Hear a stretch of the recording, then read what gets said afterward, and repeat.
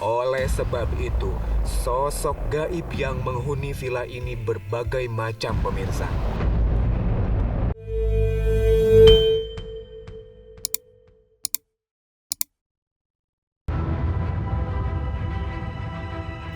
Mitos yang beredar di masyarakat, tempat yang sudah lama tak dihuni oleh manusia akan menjadi hunian yang disukai makhluk astral. Sosok gaib dan sosok tak kasat mata sangat menyukai tempat yang kosong, gelap, tak berpenghuni, tak terurus, terbengkalai, dan penuh debu. Makanya tak heran, tempat-tempat ini dipenuhi dengan kejanggalan-kejanggalan dan gangguan-gangguan dari sosok gaib. Karena tempat itu memang jadi hunian favorit mereka.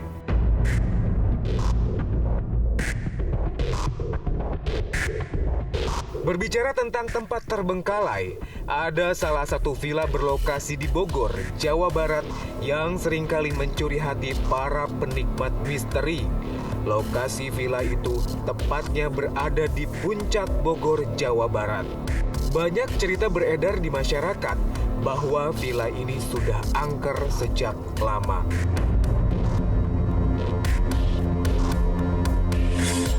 Tak banyak warga sekitar yang berani melewati lokasi itu karena angker dan horor, dan rata-rata orang yang berani melewati lokasi ini adalah orang-orang luar daerah yang tidak mengetahui keangkeran villa ini. Villa ini pun menyimpan cerita misteri yang membuat siapapun merinding, angker, mistis, dan bikin penasaran. Inilah 3 kata yang menggambarkan keberadaan villa megah yang tak lagi dihuni ini. Villa ini disebut Villa Perahu karena dulunya villa ini megah dan memiliki perahu. Namun, karena termakan usia, perahu itu pun hilang dan villa ini pun mulai terbengkalai.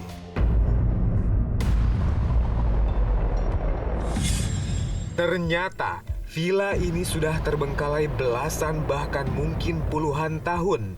Oleh sebab itu, sosok gaib yang menghuni villa ini berbagai macam pemirsa.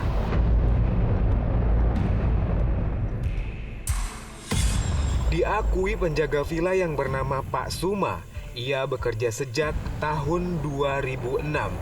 Villa ini sudah tampak terbengkalai dan sudah lama kosong. Meskipun besar dan megah, namun tidak ada yang berani memasuki area villa ini jika malam hari. Warga yang biasanya bermain di sini adalah warga yang senang memancing. Meskipun mereka biasanya memancing pada siang hari atau sore hari, tetapi tetap saja ada gangguan dari sosok astral di lokasi ini.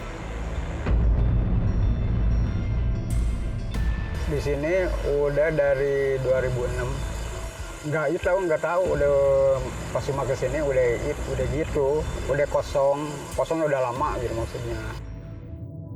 Cerita yang bergulir pun macam-macam, dan ada banyak pula orang yang mengalami kejadian horor di lokasi ini. Sosok yang santer dibicarakan di lokasi ini adalah siluman ular besar. Tak hanya itu pemirsa, ada juga sosok macan berjumlah 5 ekor. Macan ini pun dikatakan warga sekitar bukanlah macan sungguhan, melainkan macan jadi-jadian.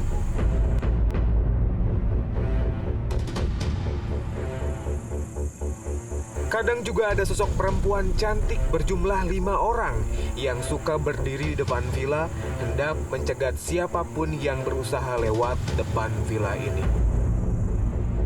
Santer terdengar. Ada pula supir angkot yang mengalami kejadian tak mengenakan di lokasi ini. Saat dini hari, dia pingsan di dekat villa lantaran dicegat oleh 5 perempuan cantik di lokasi ini.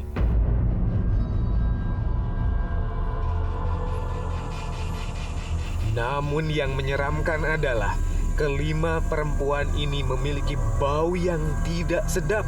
Tubuh mereka mengeluarkan bau amis yang sangat menyengat.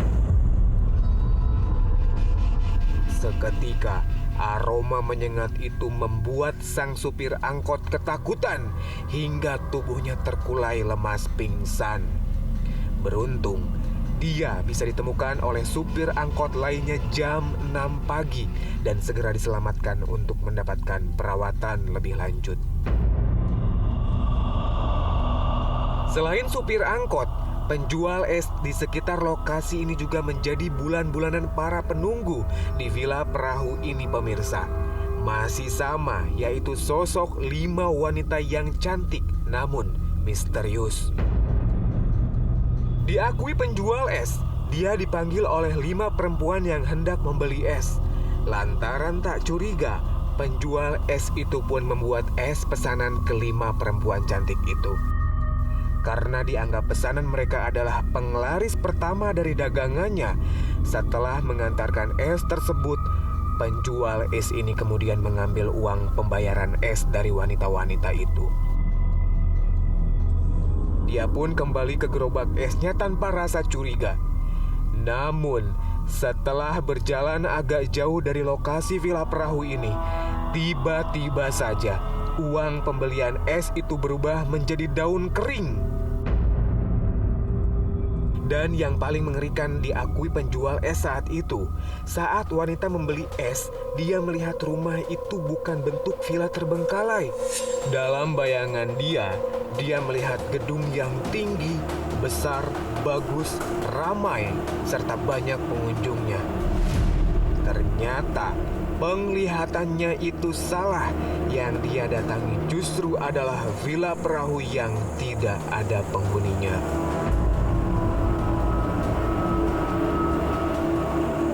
Dan sosok wanita yang membeli es dagangannya bukanlah manusia pada umumnya, melainkan jelmaan dari sosok gaib yang berada di lokasi ini.